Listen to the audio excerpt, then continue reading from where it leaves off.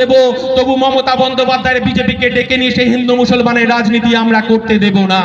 এটাই হচ্ছে Indian secular front. আমরা এই কথাটাই বলতে চাইছি। সেই কারণেই তো আমরা এসেছি। আমরা বুথে বুথে স্লিপ দিতে পারছি না, আমাদের কাছে এরকম জব কার্ডের টাকা নেই, জব কার্ডের চুরির টাকা নেই, প্রধানমন্ত্রী আবাস যোজনার টাকা নেই। আমাদের কাছে খবর আছে এখানকার যে সমস্ত ভাইরা আপনারা নতুন টোটো কিনেছেন, আপনাদের 100 দিনের কাজের টাকা তৃণমূল চুরি করে খেয়ে নিয়েছে, আর বিজেপি বন্ধ করে দিয়েছে। এখানকার ভেড়িতে আপনার যে ছোট ছোট ভেড়িগুলো আপনারা পাট্টা নিয়ে চাষ করতে, এই শেখ শাহজাহানরা বেনামে দখল করে নিয়েছে। আর আমার ভাইরা যখন টোটো কিনে রাস্তায় বেরিয়েছে, তখন টোটো চালানোর জন্য তৃণমূলের সিন্ডিকেট বাহিনীর নেতাদের কাছে, প্রধান উপপ্রধান, তাদের দালাল, তাদের সচিবদের কাছে 30-40 হাজার টাকা করে দিতে হচ্ছে। আমরা বলছি আক্তারকে একবার ভোট দিন, থাম চিহ্নে ভোট দিন। এই সিন্ডিকেট বাহিনীর এই অত্যাচার আমরা বন্ধ করব। এই লড়াই আমরা সুপ্রিম কোর্ট পর্যন্ত নিয়ে যাব। এই কথাটাই ইন্ডিয়ান সেকুলার ফ্রন্ট আমরা বলতে চাইছি। আমরা এই কথাটাই দৃঢ়তার সঙ্গে বলতে চাইছি যে অনেক হয়েছে, আর নয় আবার একটা পরিবর্তনের মুখোমুখি হতে হয়েছে। 5 বছর ধরে আমরা টিকটক দেখলাম, 5 বছর ধরে আমরা কি দেখলাম? শুধু দেখলাম একজন মহিষী নারী, বলছি আমরা নারীকে সম্মান দিতে জানি, সেই কারণে মহিষী নারী বলছি। কখনো তিনি বিভিন্ন ধর্মের পুরুষদের সঙ্গে বিয়ে করছেন আর টিকটক করছেন। আপনি উপহার দিয়েছেন, শেষ আপনি ভেবেছিলেন আপনি হয়তো আবার টিকিট পাবেন। বসিরহাটের মানুষ আপনাকে প্রত্যাখ্যান করেছে। আর আমার আব্বাস সিদ্দিকী অনেক দিন আগে বলে দিয়েছিলেন, বসিরহাট মানুষের ভবিতব্যের কথা বলে দিয়েছেন। এটা ইন্ডিয়ান সেকুলার ফ্রন্ট। তিনি বলেছিলেন বাঁশ দিয়ে ঢপা ঢপ টপা টপ, আর আপনার শেখ শাহজাহান এখন জেলের ভিতর ঢপা ঢপ টপা টপ। আপনি একবার বসিরহাটে এসে হাজী নুরুলের জন্য ভোট আদায় করবেন। আপনি তো এখনো তৃণমূলের সাংসদ, সে সাহস বসিরহাটের মানুষের কাছে আপনি দেখাতে পারবেন না। এটা ইন্ডিয়ান সেকুলার ফ্রন্ট। তৃণমূলের রাতের ঘুম উড়ে গেছে। আমরা বসিরহাটের মানুষের কাছে, তাদের গরিব খেটে খাওয়া মানুষের কাছে 2018 সালের পঞ্চায়েত দখল করেছিলেন। আমরা সেদিনকে ইন্ডিয়ান সেকুলার ফ্রন্টের জন্ম হয়নি। আমরা সেদিনকে দেখেছিলাম তৃণমূলের বাহিনীর অত্যাচার, আমরা দেখেছিলাম শেখ শাহজাহান বাহিনীর অত্যাচার। এই 2018 সালের পঞ্চায়েত নির্বাচনে তারা বলেছিল মমতা বন্দ্যোপাধ্যায় 100% আসন দিতে হবে। 2018 সালের পঞ্চায়েত নির্বাচন করতে দেয়নি তৃণমূল। 2023 সালে আমরা একই পুনরাবৃত্তি দেখলাম। এই 2023 সালে আমরা কি দেখলাম? আমরা দেখলাম এই শেখ শাহজাহান বাহিনী ভোটের নির্বাচনে লড়তে দিল না, ব্যালট বাক্স বিডিও অফিস থেকে কেড়ে নিল, ভোট লুট করলো। তারা লুটের পঞ্চায়েত তৈরি করলো। তার পরিণতি শেখ শাহজাহান বুঝে গেছেন, শওকত মোল্লারা বুঝে গেছেন। আর যারা এই বুথে বুথে চুনোপুটিরা লুটোপুটি করছে, যারা হুড়োহুড়ি করছে, এই 1 তারিখের পরে 4 তারিখে দেখবেন যখন খামচিহ্ন পার্লামেন্টে গেছে বসিরহাটে, তখন এই আওয়াজ আর থাকবে না।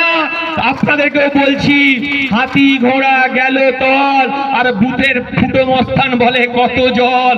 শেখ শাহজাহান জেলে, পার্থ চট্টোপাধ্যায় জেলে, জ্যোতিপ্রিয় মল্লিক জেলে, আর যতক্ষণ না এই চোরেদের রানী পিসি ভাইপোকে জেলে দিতে পারছি, ততক্ষণ পর্যন্ত আইএসএফ বুক চিতিয়ে লড়াই করবে।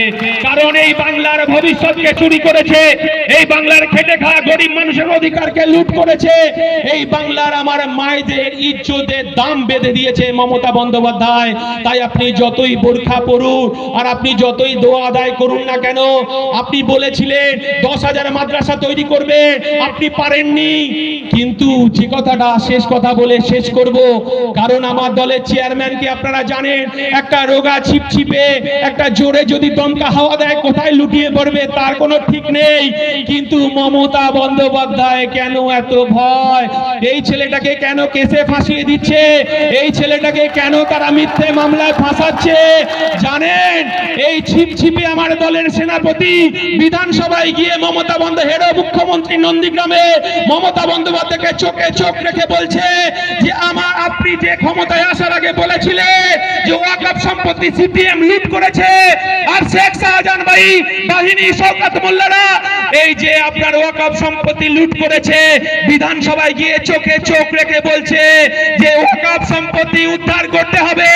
আমার এই ছিপছিপে ছেলেটা হেরা মুখ্যমন্ত্রী চোখে চোখ রেখে বলছে হিন্দু ভাই মায়েদের, হিন্দু মায়েদের দেবত্ব সম্পত্তি তৃণমূল লুট করেছে, তার হিসাব বিধানসভায় এই ছিপছিপে ছেলেটা চাইছে। আর এই ছিপছিপে ছেলেটা বলছে আমার গ্রাম বাংলায় 100 দিনের কাজের অধিকার, এই 100 দিনের কাজের অধিকার লুট করেছে, চুরি করেছে তৃণমূল। প্রধানমন্ত্রী আবাস যোজনার তালিকা থেকে গরিব মানুষকে বাদ দিয়ে তৃণমূলের দালাল সিন্ডিকেটের নাম ঢুকিয়েছে, তাদের প্রকৃত তালিকা প্রকাশ করতে হবে। তাই বলে মমতা বন্দ্যোপাধ্যায় বলেছেন, মমতা বন্দ্যোপাধ্যায়ের এত ভয়, এই ছিপছিপে ছেলেটা বিধানসভায় গিয়ে বলছে সারের দাম কেন এত বাড়লো, সারের দাম কমাতে হবে। গ্যাসের দাম এত কেন বাড়লো, গ্যাসের দাম কমাতে হবে। বিদ্যুৎ দাম কেন এত বাড়লো, বিদ্যুতের দাম কমাতে হবে। এই কথা যখনই বলছেন তখনই মমতা বন্দ্যোপাধ্যায় মুখ লুকানোর চেষ্টা করছে, তার পুলিশ বাহিনীকে দিয়ে আমাদের উপর আক্রমণ নামিয়ে আনার চেষ্টা করেছে। ঠিক 2023 সালে, এই কথা বলে আমি শেষ করব, 2023 সালে 21শে জানুয়ারি আপনারা দেখেছেন আমাদেরকে ধর্মতলায় মিটিং করতে দিল না। 2022 সালে সেদিনকে এই পশ্চিম বাংলার গরিব খেটে খাওয়া শ্রমজীবী মানুষের 100 দিনের কাজের অধিকার, আমরা সেদিন প্রধানমন্ত্রী আবাস যোজনার অধিকার, গরিব খেটে খাওয়া শ্রমজীবী চাষিদের তাদের কৃষি পেনশন, তাদের বার্ধক্য ভাতার এই মমতা বন্দ্যোপাধ্যায় কাটমানি খাচ্ছে।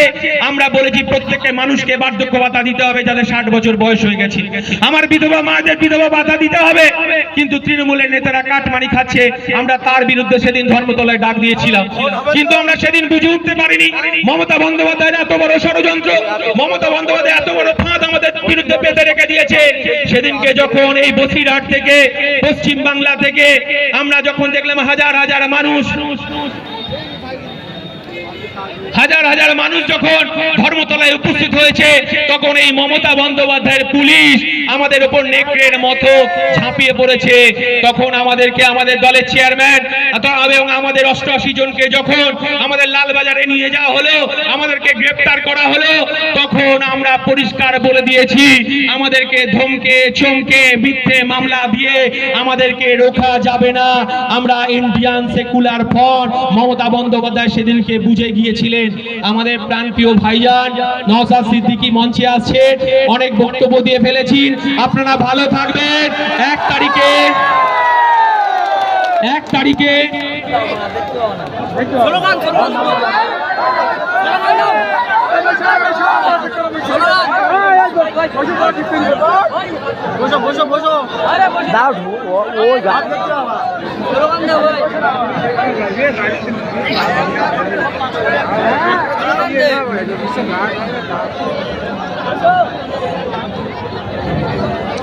আমরা সেদিনকে কি দেখলাম, আমাদের সেদিনকে লালবাজারে নিয়ে যাওয়া হলো, লালবাজারে নিয়ে গিয়ে আমাদেরকে রাত্রি 10:30টার সময় গ্রেফতার করা হলো। আমরা মমতা বন্দ্যোপাধ্যায়ের এত বড় ষড়যন্ত্র আমরা বুঝতে পারিনি।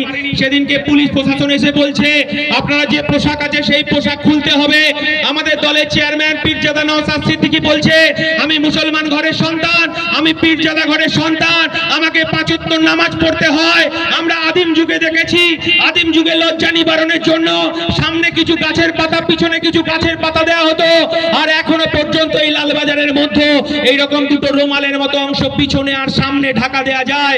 সামনে ঘুরলে পিছন দেখা যায়, পিছন ঘুরলে সামনে দেখা যায়। আমার দলের চেয়ারম্যান নওশাদ সিদ্দিকী বলছে আমাকে 5 ওয়াক্ত নামাজ পড়তে হয়, আমি এই আলখাল্লা ড্রেস পড়তে পারবো না। আর এই লালবাজারের পুলিশ আমাদেরকে যেভাবে অত্যাচার করছে, এই লালবাজারের বাইরে যদি এই বার্তা যায়, এই লালবাজারের বাইরে পশ্চিম বাংলায় যে আগুন জ্বলবে, মমতা বন্দ্যোপাধ্যায়ের ক্ষমতা নেই এই আগুন নেভানোর। তাই আমি মরে গেলেও আমার ডেড বডি লালবাজার থেকে বেরোবে, তবু আমি আমার পোশাক খুলবো না।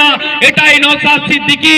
সেদিনকে মমতা বন্দ্যোপাধ্যায় বুঝে গিয়েছিলেন যে নওশাদ সিদ্দিকীকে টাকা দিয়ে কেনা যায় না, আইএসএফকে টাকা দিয়ে কেনা যায় না, মন্ত্রিত্ব দিয়ে কেনা যায় না, আমাদেরকে ধমকে চমকে মিথ্যে মামলা দিয়ে কেনা যায় না।